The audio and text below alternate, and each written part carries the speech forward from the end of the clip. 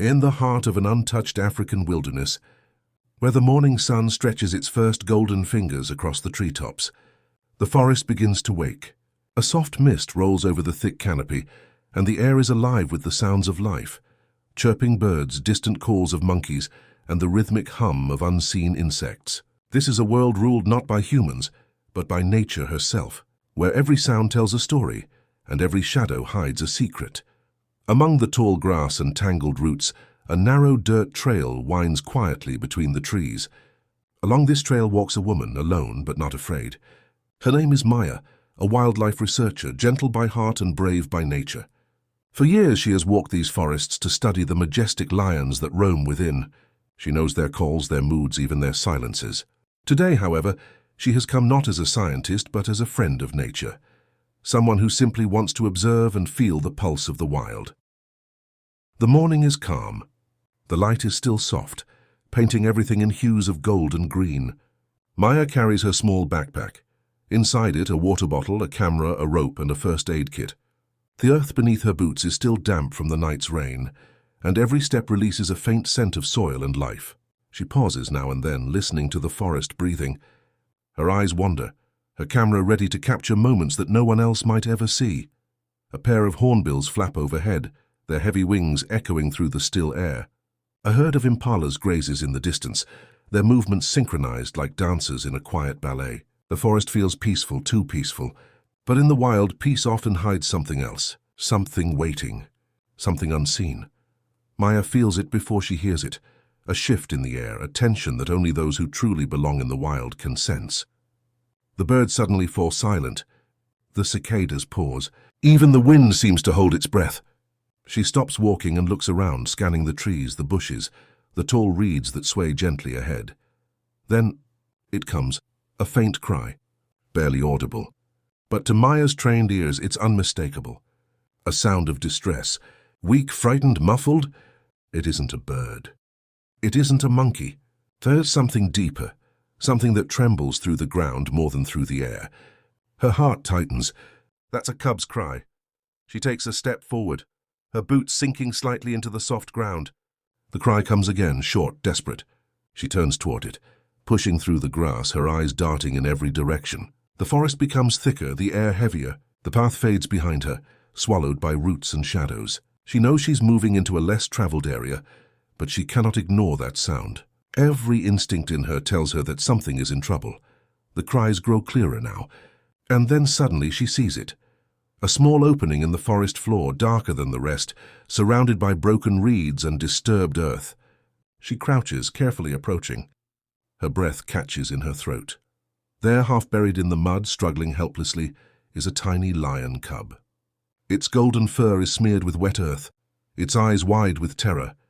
The cub is trapped in a patch of quicksand, a deceptive, silent killer that looks like harmless mud but grips tighter the more one struggles. Its tiny paws are sinking deeper with every movement. The cub lets out another weak cry, but no one answers. No mother, no pride nearby. Just the forest watching in silence. Maya's pulse quickens. She knows how dangerous quicksand can be. Even adult animals have been lost in these invisible traps. The cub's body is halfway down now, its little head trembling, the fear in its eyes piercing through the haze of mud. Without help, it will soon be gone, swallowed whole by the earth. Maya kneels down on the edge of the pit, careful not to disturb the unstable ground. The mud looks deep, deeper than she expected. The color shifts from brown to almost black in the middle. She whispers softly, hoping to calm the cub, though she knows it cannot understand her words. Still, her voice might bring comfort. Easy, little one. Easy, I'm here now. Don't move too much.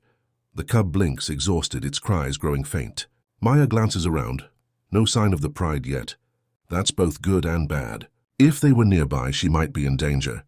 If they are too far, the cub has little hope. She takes out her rope and looks for something strong to anchor it to. A fallen tree lies a few feet away, its trunk half buried but firm enough. She ties the rope tightly, then tests the knot. The other end she loops around her waist. She knows this won't be easy. The ground itself is unstable, and one wrong move could trap her too. But she cannot turn away. She cannot just watch.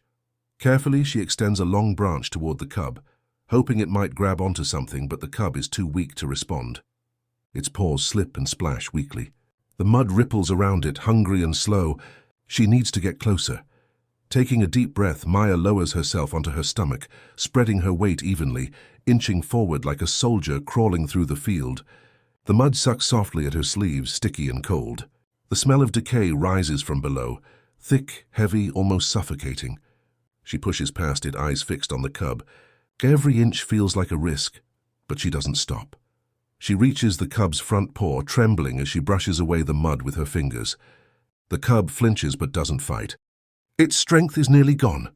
Maya whispers again, her voice gentle, steady. I know you're scared. But hold on. Just a bit longer. She wraps part of the rope around the cub's small body, securing it under its chest. The mud resists, as if it doesn't want to let go. She braces herself, plants her elbows deep into the wet ground and begins to pull. Slowly, firmly, rhythmically. The cub lets out a faint cry as the suction tightens. Maya grits her teeth and pulls harder, feeling the strain in her arms and back. The sound of shifting mud echoes around her, thick, squelching, threatening to swallow both of them. Her heart pounds. She pulls again, this time with all her strength, her feet digging into the earth behind her for leverage. The rope stretches, the mud releases a deep gurgle, and suddenly the cub lurches upward, free from the worst of it. Its small body is drenched and shaking, but it's breathing. It's alive. Maya gasps, tears of relief mixing with the mud on her cheeks. She cradles the cub gently against her chest, wrapping her arms around it to keep it warm. The cub lets out a weak mewl and closes its eyes, exhausted but safe.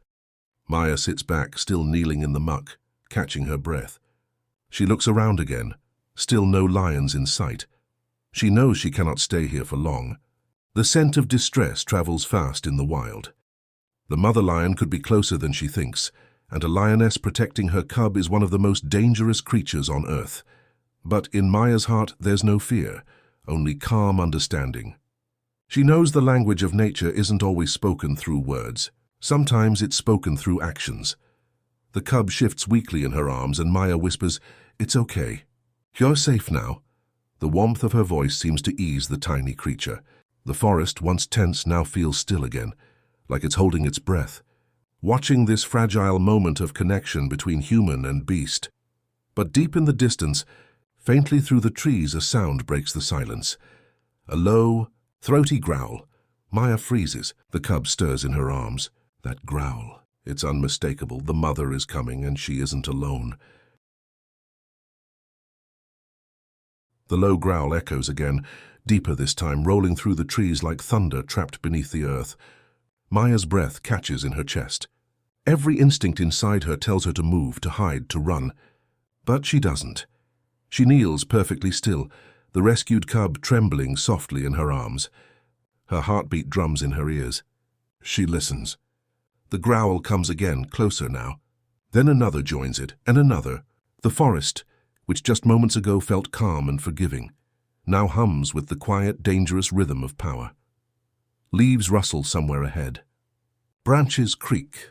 The scent of lions fills the air, musky, warm and wild. Maya turns her head slowly, eyes scanning the shadows between the trees. Then through the mist movement, a golden shape, silent but heavy. The first lioness steps out of the undergrowth. Her eyes are locked on Maya. She is magnificent, strong shoulders, sleek muscles, eyes glowing amber in the filtered sunlight. And she is angry. Her nostrils flare as she sniffs the air, the scent of her cub unmistakable. Her head lowers and a deep rumble builds in her chest, warning Maya to stay away. Maya doesn't move. Her hands tighten gently around the cub, but her posture remains open, calm, submissive. She knows she cannot show fear. Lions read body language more than anything else. If she runs, she's prey. If she challenges, she's a threat.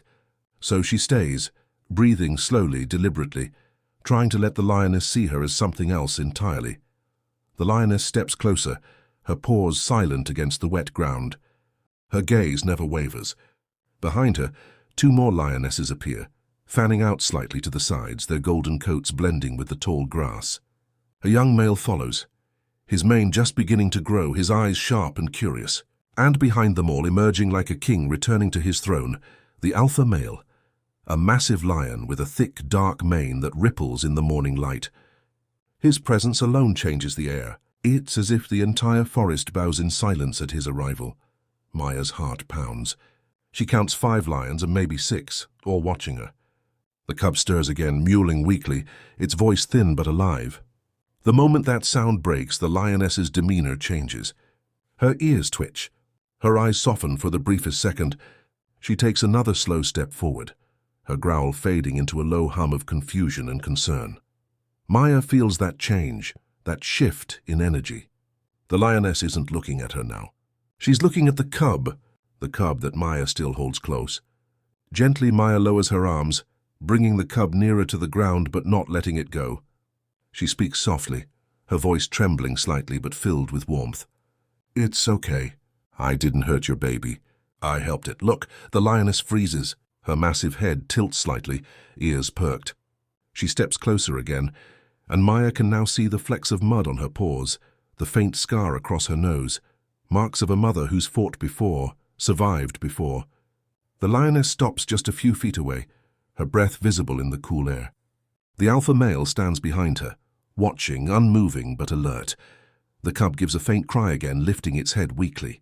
That sound pierces through everything. Through the tension, the fear, the invisible wall between human and beast. The lioness blinks once, then twice. She takes one more step forward, her muscles tense, but this time there's no growl, only silence. The kind of silence that holds meaning. Maya's hands tremble slightly as she lowers the cub completely onto the ground, just before her knees. The little one struggles to stand, but its legs are weak, slippery with mud. It collapses softly, crying again, not in pain but in exhaustion. Maya steps back slowly, hands still raised, showing she means no harm. Her eyes never leave the lioness. The moment feels like it stretches across time itself. The lioness moves, slowly, cautiously. Her tail sways, her head low, her eyes fixed on her cub. She closes the distance, sniffing the air between her and the human who dared touch her child. Maya feels her heart racing but doesn't move an inch. When the lioness reaches the cub, she lowers her massive head and gently nudges it with her nose. The cub responds with a weak, grateful sound. The mother nuzzles harder, then licks the cub's face, cleaning off the mud in long, careful strokes. A deep, throaty purr escapes her, a sound of relief, of recognition, of love. Maya exhales, though she hadn't realized she was holding her breath. It's working. The lioness knows now. She understands that this human did not harm, she helped. The alpha male watches from a distance, his golden mane shimmering. He takes a few steps forward, standing beside his mate, his deep amber eyes locking onto Maya's. It's not anger anymore. It's something else. Something heavier, a kind of silent acknowledgement. The rest of the pride moves closer, forming a semicircle around the cub and its mother. The forest around them seems to disappear. All that remains is this sacred meeting. One woman surrounded by lions, bound together by something wordless. Maya doesn't move, doesn't speak. She knows that any sudden gesture could break the fragile peace that now holds this clearing. The mother lion lifts her head again, her face smeared with mud but her eyes calm. She looks directly at Maya, not through her, at her. A moment passes between them, electric and still. Then something extraordinary happens. The lioness steps closer to Maya, close enough that Maya can feel her breath against her skin. Her heart pounds so loudly it almost drowns out the world. The lioness studies her face, sniffing the air, searching for truth. Then softly she lowers her head and touches Maya's knee with her nose, just once, before turning back to her cub. It's a gesture that feels almost like gratitude. Her thank you spoken in the only language the wild knows, untrust. Maya's eyes fill with tears. She doesn't dare move, but her soul feels lighter than it ever has. To be accepted, even briefly, by one of nature's fiercest protectors, it's something few humans could ever experience. The lioness takes her cub gently in her mouth and begins to walk away, moving toward the rest of the pride. The cub dangles safely from her jaws, alive, rescued. The pride parts silently to let her through. The alpha male glances one last time at Maya, a gaze that feels like a promise, ancient and deep. The forest is still again. The sound of leaves returns, the soft hum of life filling the air once more. But Maya remains kneeling, motionless, overwhelmed. She knows she has just lived through something that defies reason, a connection that words cannot fully describe. She watches as the pride moves deeper into the trees, their golden forms fading into the green mist. For a few seconds, only the sound of their movement can be heard. The rustle of grass, the crack of a twig, the faint purr of a cub reunited with its mother. Then silence again, true silence. Maya finally exhales, closing her eyes. Her entire body trembles, not from fear but from awe. She whispers under her breath, almost as if talking to the wind, "Thank you for understanding." She stands slowly, wiping the mud from her hands. Her rope still lies tangled beside the pit, the place where life and death fought their quiet battle just moments ago. She looks down at it, then at the faint paw prints leading away through the grass. Tiny ones, big ones, all moving together, safe now. The light breaks through the trees again, brighter than before. The sun seems to bless the ground and the air feels lighter. Maya picks up her bag and takes a step toward the trail. Behind her, somewhere in the distance, she hears a roar, not of anger but of triumph. It rolls through the forest like music, deep and majestic. The pride's call. A declaration that their cub is safe. Maya smiles faintly. That sound, she knows, is not a warning this time. It's a goodbye. She walks away slowly, her boots leaving small prints beside those of the lions. Two worlds crossing paths for a brief, unforgettable moment, bound by compassion, trust, and courage. As she reaches the edge of the forest, she turns one last time. Through the trees in the far distance, the lioness stands with her cub. The cub, now clean and nestled against her chest, looks small but strong. The lioness lifts her head, eyes meeting Maya's one final time. No growl, no threat, just silence and something that feels like understanding. Then the lioness turns away, leading her pride into the endless wild, disappearing into the sunlight. Maya smiles again, tears glistening on her cheeks. She whispers softly, "Be safe, little one." The wind carries her words through the trees as if the forest itself is listening. And as she walks away, the forest breathes again. Life continues. The circle restores itself. And the story of one woman who dared to save a lion cub becomes part of the eternal rhythm of the wild, whispered through the leaves, remembered by the earth, and carried by the hearts of those who still believe that kindness has a place, even in the fiercest corners of nature. The forest had gone quiet again, but this time the silence was gentle. Not the tense kind that came before danger. This was the calm that follows understanding. Maya stood for a long moment, her body still trembling with the echo of adrenaline. The sun had climbed higher now, pushing away the mist, turning each droplet on the leaves into tiny sparks of light. The world felt freshly born, as if the rescue had somehow reset the balance of the morning. She could still smell the lions, a faint, earthy musk drifting through the air, proof that the pride was near though moving away. Every part of her wanted to follow, to make sure the cub was truly safe. But another part whispered that it was enough. She had done her part.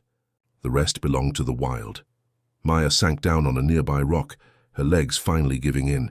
Her hands were caked with dried mud.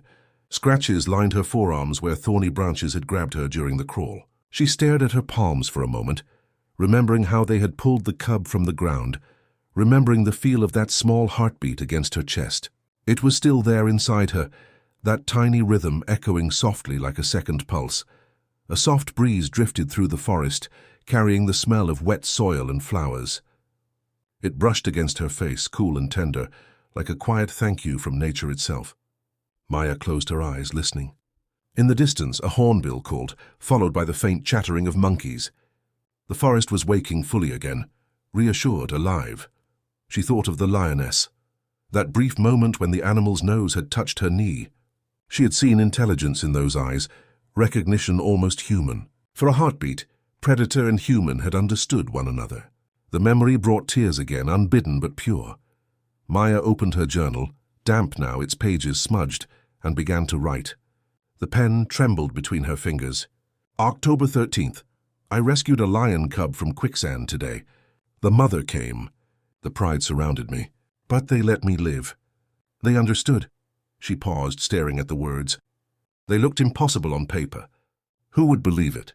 A story too wild for science, too true for fiction. But she kept writing, filling page after page, describing the way the mud had gripped the cub, how the rope felt when it tightened, how the lioness had looked at her. Every detail poured out like water breaking from a dam. She wanted the world to remember, not just the danger, but the connection. When her hands finally stopped shaking, Maya packed up her things. She slung the rope over her shoulder, still wet and stained, a small reminder of what courage had looked like that morning. She began walking back toward her camp, following the faint track that wound through the forest. Her steps were slow, thoughtful. Every sound seemed sharper now. The crunch of leaves underfoot, the distant call of eagles, the rustle of grass stirred by invisible tails. She realized how alive everything truly was. The forest wasn't just scenery. It was breathing, watching, aware. As she walked, she thought about the lions she had studied for years, how often they were painted as dangerous beasts, yet how rarely people saw their tenderness. She had seen them nuzzle each other, seen mothers mourn their lost cubs, seen males risk their lives to defend the pride. They weren't monsters. They were families. And today that truth had saved her. Halfway back to camp, she stopped. A faint movement in the tall grass caught her eye. For a split second, her heart leapt. The silhouette of a lioness, perhaps. But it wasn't. A small herd of gazelles stood there, frozen, watching her with wide black eyes. When she didn't move, they relaxed, nibbling again at the grass. The sight made her smile. Life went on, unconcerned by the drama that had just unfolded. The trail curved toward a small rise, and from there she could see the wide savanna stretching beyond the forest edge, a sea of gold swaying under the brightening sun. Far away, almost invisible against the light, tiny dots moved slowly across the plains. Lions. She could just make out the shape of the male's mane glinting like fire. They were heading east toward the river. Safe. Whole. Maya raised her hand instinctively, though they couldn't possibly see her. "Goodbye," she whispered again. She reached her base camp by noon. A small tent, a few crates, and the jeep she used for research waited under a cluster of acacias. The camp looked ordinary, yet she knew she wasn't the same person who had left it that morning. The world outside the tent flaps was no longer just a study site. It was sacred ground. Her colleague Arjun looked up from his notes when she arrived. "You're back late," he said, his brow furrowing when he noticed the mud and scratches. "What happened?" Maya dropped her bag, too tired to explain immediately. "Something," she said, her voice distant. "Something unbelievable." She poured herself water, drank deeply, then sat down opposite him. "You remember the pride we tracked near the eastern ridge?" Arjun nodded slowly.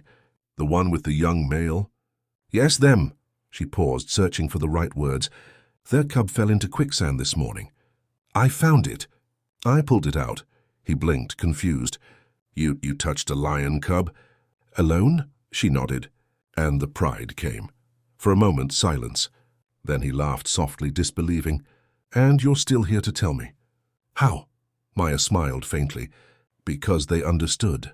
Arjun stared at her, then realized she wasn't joking. The seriousness in her eyes told him everything. He leaned back slowly. "That's incredible," he whispered. "It was more than that," she said. "It was human and lion, two sides of the same fear, both wanting to protect, both afraid to lose." She told him everything, every sound, every look, every heartbeat of that morning. When she reached the part where the lioness had touched her knee, Arjun exhaled sharply. "That's not aggression," he said softly. "That's acknowledgement," Maya nodded. "Yes, and I'll never forget it." The camp fell quiet again. The afternoon light filtered through the trees, warm and golden. Birds hopped near the jeep tires, pecking at the dust. Everything felt still. Maya reached for her camera, switching it on. The last photo she had taken before the rescue showed a blurred shape of the cub in distress. Then a few shots after, the lioness approaching, the pride in the background, sunlight cutting through the mist. She hadn't realized she'd captured any of it. The images were raw, imperfect, but powerful. Arjun leaned closer. "These could change how people see lions," he said quietly. "Maybe," Maya murmured, "but I don't want fame. I just want people to see what I saw. Compassion where they expect fury." The day passed slowly, the sun moving across the sky like a lazy guardian watching over the land. The air was still warm, but a soft wind whispered through the trees, stirring the fabric of the tent and carrying with it the scent of the savanna, dust, Grass and something ancient that words could never capture. Maya sat outside, notebook open again, sketching the outlines of the pride she had just seen vanish into the distance. Her pen moved almost unconsciously, tracing the shape of the lioness's face, the eyes that had stared into hers. She drew the cub next, small and fragile, half hidden by the curve of its mother's chest. When she finished, she closed the notebook and looked toward the horizon. What had happened that morning felt more than real. It felt meant. She couldn't shake the feeling that she had been in the right place at the right time, not by accident, but by some design of nature itself. Arjun joined her quietly, handing her a cup of tea. "You're thinking about them," he said softly. "I can't stop," Maya replied. "It's strange. I've studied them for years. Data sheets, GPS trackers, behavioral logs, but I never really knew them until today." He smiled faintly. "Science can measure behavior. It can't measure soul." His words hung in the air like truth wrapped in wind. Maya sipped her tea, staring into the distance. The sun had begun its slow descent now, turning the sky into molten gold. Shadows stretched long across the plains, and the calls of birds began to change, evening songs replacing the bright chatter of morning.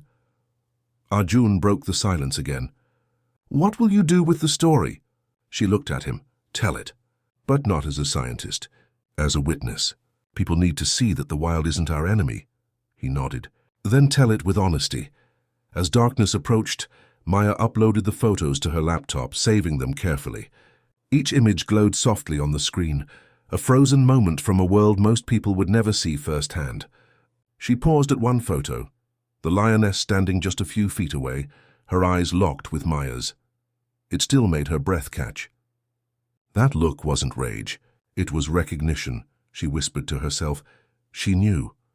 Later, when night fell and the forest turned silver under moonlight, Maya couldn't sleep. The sounds of the wild surrounded the camp, the distant calls of hyenas, the cry of an owl, the rhythmic pulse of insects.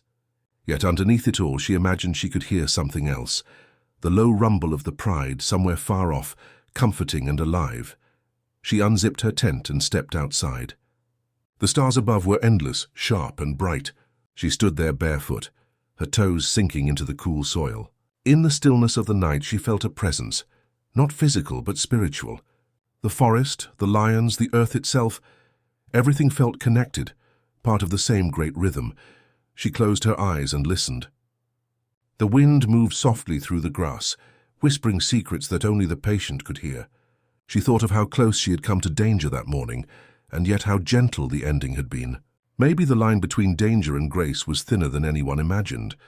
A soft sound made her open her eyes, a rustle, faint but distinct. She turned her head, scanning the tree line, and then she saw it. 2 small points of light glimmering gold under the moon, eyes watching her from the distance. Her breath hitched. For a second she froze, but instinct told her not to be afraid. The shape moved forward slightly, just enough to step into the pale moonlight. It was the lioness, alone. Maya's heart skipped a beat. The lioness stood at the edge of the camp, calm, silent, her fur glowing faintly under the silver light.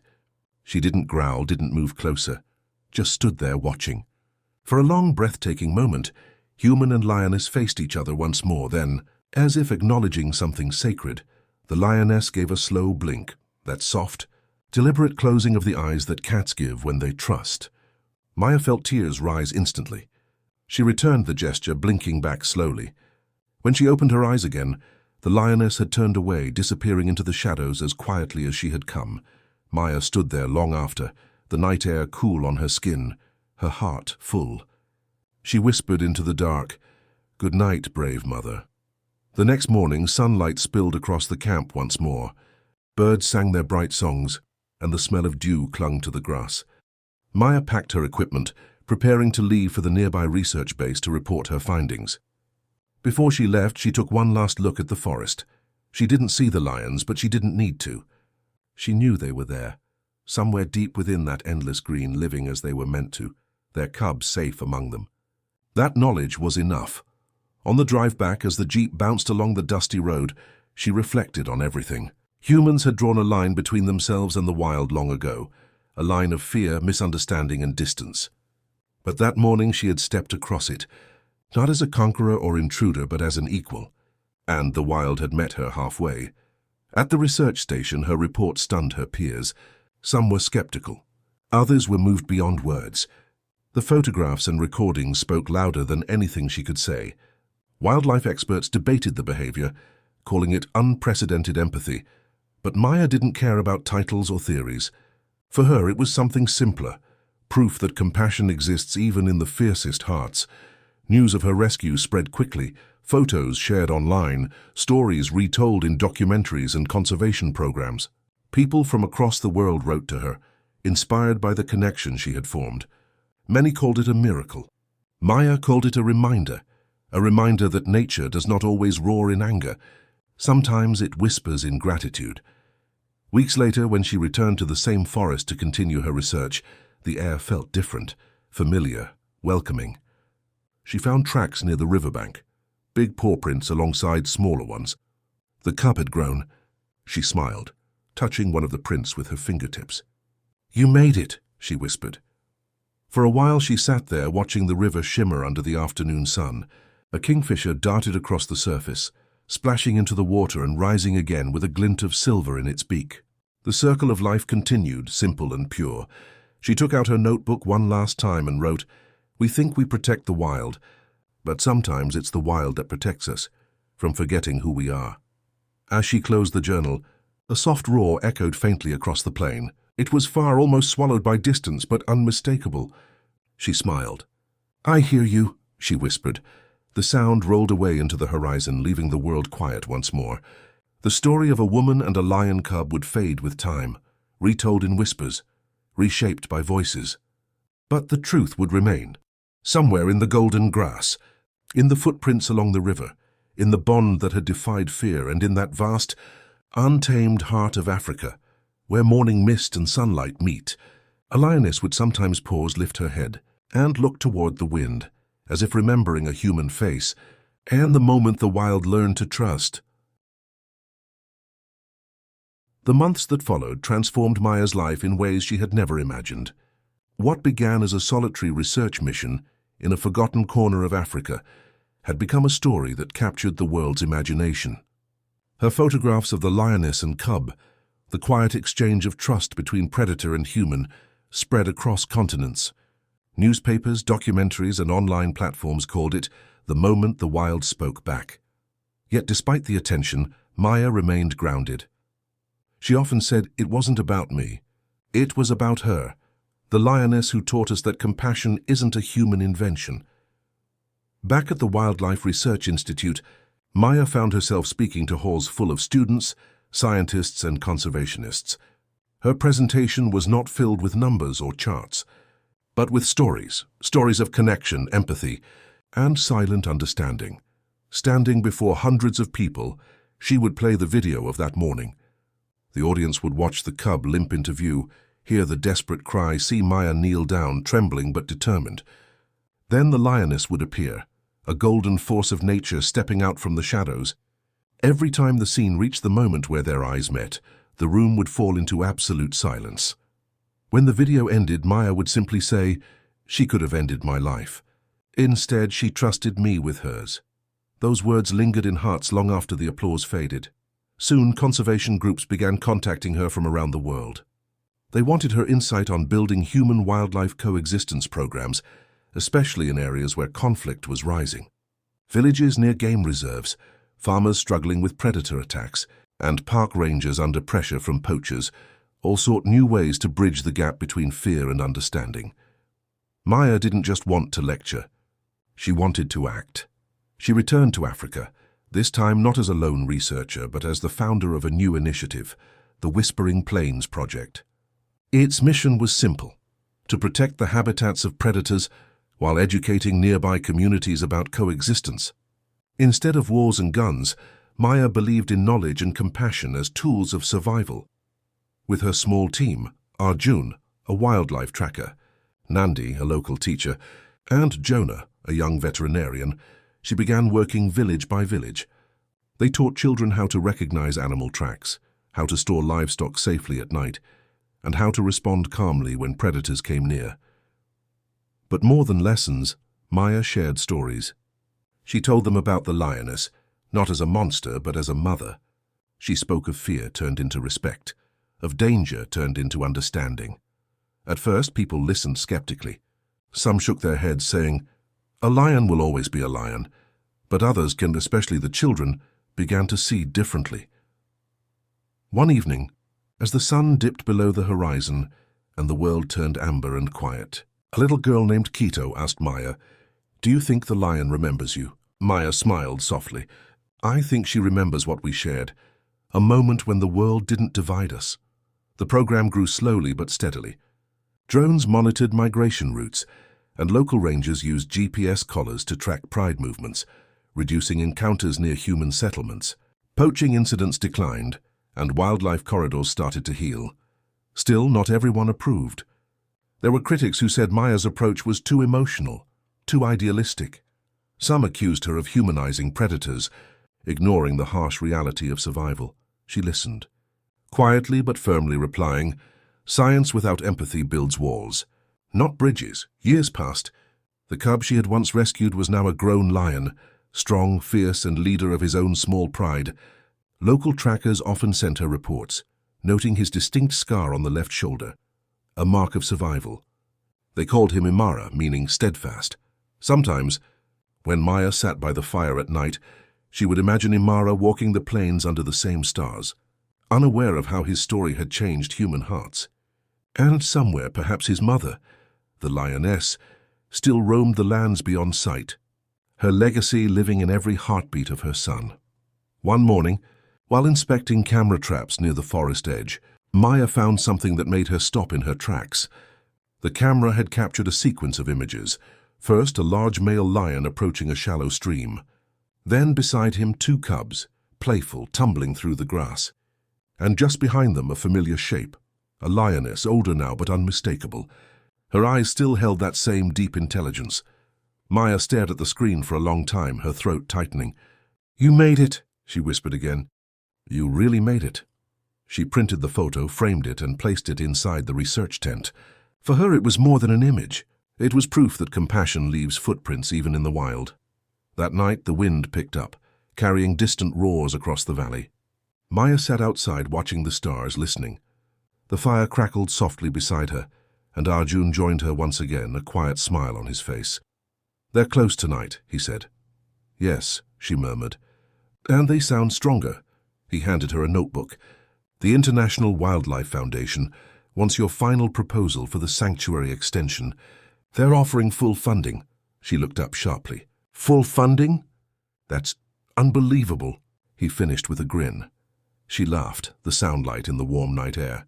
"No, it's about time." Over the following months, Maya oversaw the creation of the Plains of Trust Sanctuary, a vast protected region that allowed predators and prey to roam freely, monitored but never caged. It wasn't just land, it was a symbol, a place where the bond between species could grow again, unbroken. When the sanctuary was officially inaugurated, representatives from dozens of countries attended. Children from nearby schools sang songs in Swahili and English about courage and unity. And when Maya stood at the podium, she looked across the crowd, scientists, locals, children and elders, and said, "This isn't just a sanctuary for lions. It's a sanctuary for trust." Applause rose like thunder, echoing across the plains. That evening, she took a jeep alone to the heart of the reserve. The sun was setting, painting the land in a deep orange glow. Dust swirled in golden spirals behind the tires. She stopped the vehicle near a grove of acacia trees, the same grove where, years ago, she had knelt before the lioness. Everything looked almost the same. The bend of the river, the tall grass swaying softly. She stepped out and walked toward the clearing, and there, as if drawn by memory, a movement caught her eye. A lion stood watching her from a distance, massive, regal, and calm. The light hit his fur, and she saw it clearly now, the faint scar on the shoulder. Imara. Their eyes met, and time slowed. He was no longer the helpless cub she had rescued, but a king of the plains, confident and unafraid. Yet in that gaze she felt the same connection, unspoken. "Pure eternal," she whispered. "Hello again, my friend." Imara gave a low, rumbling sound, but not a growl, but something deeper, almost like a purr of recognition. Then he turned his head toward the horizon, where two smaller lions, likely his cubs, played in the tall grass. He looked back once more at Maya, then walked away, disappearing into the gold of the setting sun. Maya stood there, tears glistening in her eyes, smiling through them. She didn't move until the light faded completely. Later that night, as she returned to camp, she wrote the final entry in her journal. Years ago, I met a lioness who taught me that courage wears many faces, sometimes claws, sometimes compassion. Today her legacy stands before me. The wild is not forgotten, neither have I. The world may speak in different tongues, but in the language of trust every heart understands. She closed the notebook and set it beside her bed. Outside, the sounds of the sanctuary filled the air, roars, calls, whispers of the wind. Maya lay back, eyes closing slowly. In her dreams, the forest was alive, like not dangerous, not divided, but whole. And somewhere in that dreamscape, a lioness walked beside her once more, their paths entwined, forever part of the same rhythm. When dawn came, it broke gently over the sanctuary, turning the horizon gold. Birds soared through the morning air, and the echo of a distant roar rolled softly across the plains, not a sound of dominance, but of harmony. For the first time in generations, the wild and humankind stood together, not as enemies but as kin. Months after the sanctuary's creation, the land had settled into a rhythm of peace. The grasses waved under the slow breath of the wind. Herds of antelope grazed freely, and lions rested in the shade without fear of gunfire or vehicles. The air itself seemed calmer, as if the earth finally exhaled after years of holding its breath. Maya spent her mornings walking the narrow dirt tracks that wound through the reserve. She would stop often, kneeling to examine prints in the soil, hoof marks, paw marks, traces of wings pressed into mud after rainfall. Each sign was a quiet story of life continuing. Her notebook was filled not with data now, but with observations about behavior, small miracles she refused to let go unnoticed. A herd protecting a newborn calf, a pair of jackals sharing food, vultures circling not for death but to clean and renew. In the afternoons, she sat with school children from nearby villages beneath the largest acacia tree. They brought small wooden stools and notebooks, and she told them stories about what balance truly meant. A lion is powerful, she'd say, but his power keeps the plains healthy. The wildebeest runs fast, but her running shapes the grass. We are all threads in the same cloth. The children listened, eyes wide, sometimes drawing pictures of lions with kind faces and trees taller than mountains. Word of the sanctuary's success spread far beyond Africa. Universities began sending students to learn its methods. Wildlife departments from Asia, South America, and Europe requested training modules. Even governments took notice, realizing that coexistence could bring tourism, jobs, and pride instead of conflict. One morning, a letter arrived at the sanctuary. The envelope carried the insignia of the World Environmental Council. Inside was an invitation. Maya had been chosen to receive the Global Harmony Award for her contribution to human-wildlife understanding. For a long while she sat staring at the paper, unsure what to feel. Awards had never been her goal. Yet she thought of the lioness, of Imara, of every villager who now looked at the wild not with fear but with respect. And she smiled. "This belongs to all of them," she whispered. A few weeks later, she stood on a stage in Geneva beneath bright white lights. Cameras flashed, people applauded, and a massive screen behind her showed rolling footage of the sanctuary, lions under the golden sun, children learning about ecology, communities planting trees. When her turn came to speak, she took a breath and said softly, "The wild doesn't need saving. It only needs space and respect. When we protect it, we protect ourselves." Her speech lasted just 7 minutes, but when she finished, there wasn't a sound in the hall, only a quiet, heartfelt standing ovation that rolled through the audience like a wave. Reporters would later write that her voice trembled at first, then grew strong enough to move even the most skeptical policymakers.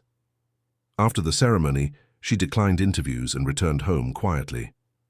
The following morning, she was already back in her jeep driving through the dawn light of the sanctuary. Arjun laughed when he saw her. "Back to work already?" he teased. Maya grinned. Awards don't track lions. They drove to the northern boundary where rangers had spotted signs of a new pride. As the sun climbed, the air shimmered with heat.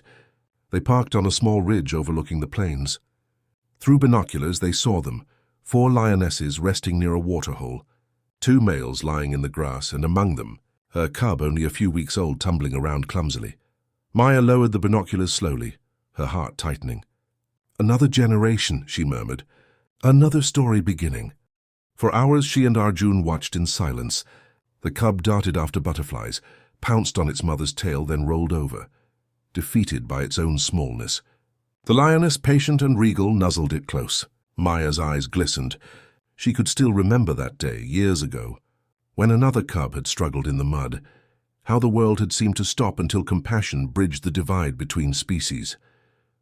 When dusk fell, they headed back to camp. The smell of wood smoke filled the air. Nandi was preparing supper, humming an old lullaby. Children from the nearby village were visiting again, their laughter floating like music. Jonah, the veterinarian, sat under a lamp, noting medical records of the animals he had treated. Life in the sanctuary was simple but rich, a rhythm of care and gratitude. That night, Maya sat alone by the fire after everyone slept. The stars blazed above, sharp and endless. Somewhere far out, lions called to one another, their roars echoing like deep drums of the earth. She closed her eyes, feeling the vibration in her chest. For her, those sounds were not warnings. They were conversations, the language of the wild saying, "We are still here," she whispered back, "and I hear you." In that stillness, memories came flooding back. The cub's cry, the feel of wet earth between her hands, the lioness's breath only inches away, the moment their fear dissolved. She realized that even after all the years, her heart still beat in rhythm with that memory. As the fire crackled lower, she opened her journal again. Across the blank page she wrote a single line. "Trust once given never truly fades. It becomes the path we keep walking." The next morning brought a surprise. A ranger radioed in that a small herd of elephants had entered the sanctuary through a corridor previously unused. It was proof that the ecosystem was healing, animals returning on their own. Maya rushed to see them. Standing at a distance, she watched the elephants move, majestic, gentle, their ears fanning like sails. A mother nudged her calf forward, the little one trumpeting in excitement. The earth trembled slightly beneath their steps. Arjun joined her, smiling. "Even the giants trust this place now." Maya nodded, feeling a lump rise in her throat. "Then we've done something right." The camera drone above captured the moment perfectly. Maya and the elephants framed under the morning light, a scene later broadcast around the world as a symbol of coexistence. That evening, she received a message from a filmmaker in Canada who wanted to make a documentary titled "When the Wild Remembers." Maya hesitated but eventually agreed on one condition, that the story focus not on her, but on the animals and the people who protected them. When filming began months later, she guided the crew through every part of the sanctuary, introducing them to rangers, children, and elders. They recorded hours of footage, lion prides resting peacefully, rivers teeming with fish again, birds returning in flocks. Through Maya's narration, the world would soon witness how kindness had reshaped an entire landscape. The film's final scene, shot at twilight, showed Maya walking barefoot through the tall grass, the setting sun painting her silhouette in gold. As she walked, a voiceover carried her words. "If we listen long enough, the wild speaks, not in words, but in the quiet truth that everything alive is connected." The documentary would later win international awards and be streamed in dozens of languages. But for Maya, the true reward came quietly a few weeks later. When she returned from a meeting and found new paw prints near her tent, fresh, large and deep, she knelt beside them, tracing the edges with her fingertips. They belonged to a male lion, massive with a long stride. The pattern looked familiar. Her breath caught. Could it be Amara again? She followed the tracks at dawn, moving carefully through the golden grass until she reached a small ridge. There, bathed in the morning light, stood the lion himself. Older now, mane streaked with darker shades, but still carrying that calm authority. He looked at her across the distance, just as his mother once had. Maya felt no fear, only an overwhelming peace. She lowered her head slightly, a gesture of respect. The lion blinked slowly, then turned toward the plains where 2 younger lions waited. Before leaving, he gave one low, resonant rumble, a sound that seemed to vibrate through her bones, then disappeared into the horizon. Tears filled her eyes. She whispered, "Goodbye, my friend." For a long while after Imara vanished into the plains, Maya stood there motionless. The wind rustled through the grass and the sky stretched open, pale and infinite. She felt small beneath it, but not insignificant. Every moment of her life, every risk, every scar, had led her here. The story had come full circle. She returned to camp slowly, her boots brushing through the dew. When she arrived, the world was waking up. Birds darted between branches, and the laughter of children echoed near the cooking fires. The smell of warm bread drifted through the air. Life carried on, simple, bright, ordinary. And that was what made it beautiful. Later that morning, Maya gathered the entire team, Arjun, Nandi, Jonah, and the local rangers. She shared what she had seen, describing Imara's return. No one spoke for a while. Even the children who overheard stayed quiet, eyes wide. Finally, Nandi smiled and said, "He came back to show you that your promise was kept." Maya nodded, emotion thick in her throat. "Maybe he came back to remind us that this is their world too, and that we are only its guests." The days that followed passed peacefully. Maya spent her time updating sanctuary plans, writing new educational programs, and helping expand protected zones along the migratory routes. Scientists visited regularly, sharing ideas, studying predator behavior, and marveling at how harmony had reshaped the region. But for Maya, the work had never been about data. It was about connection, about keeping alive the invisible bridge between species that had formed the day a lioness spared her life. One evening, a young ranger approached her tent, holding an envelope. "A letter for you from the Wildlife Council." Inside was a simple document, the official recognition of the sanctuary as a UNESCO World Heritage Site. It meant permanent protection, global support, and a promise that the land would never again fall to greed or destruction. Maya sat for a long while, the paper trembling in her hands. She looked up at the horizon, whispering, "We did it, my friend. We truly did." That night they held a celebration at camp. Drums echoed under the starlit sky. Villagers danced and children sang songs about lions and courage. The elders told stories of the white-eyed woman who spoke to the lions. Maya laughed and joined in, feeling both humbled and uplifted. When the fire burned low and most people had gone to sleep, Maya walked away from the camp to a quiet hill overlooking the valley. The moon hung large above the plains, casting silver light over the acacias. From somewhere far off, the faint roar of lions drifted through the air, not fierce but steady like a lullaby of the wild. She sat on a smooth rock and opened her journal again. Her handwriting had grown slower, steadier. She wrote, "If I have learned anything, it's that courage is not about conquering the wild, it's about belonging to it.